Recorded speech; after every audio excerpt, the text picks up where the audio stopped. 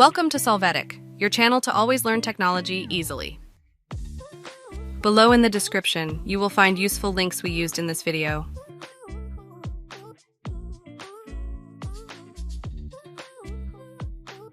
Today in Solvetic, we will see how to create a new local drive on Windows 11. First, open the File Explorer to see the current drives.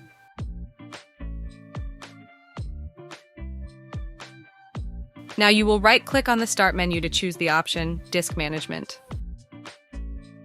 Here, right-click on the drive, select the option Shrink Volume. Wait for the analysis to complete. At this point, you can define the amount of space to allocate to the new drive. Click on Shrink and wait for it to be created.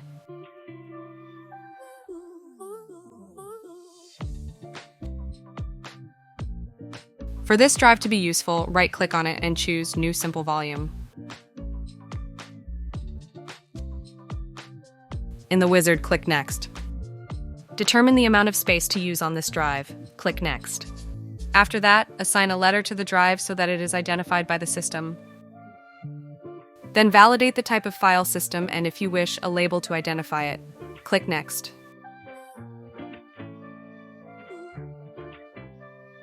You will see a summary of the task to be performed. Click Finish to create and enable this drive.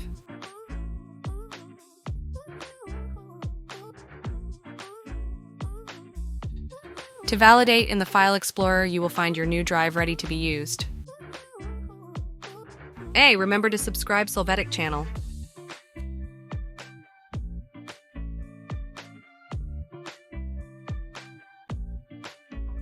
We hope it has been helpful for you.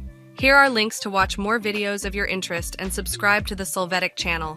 Thank you.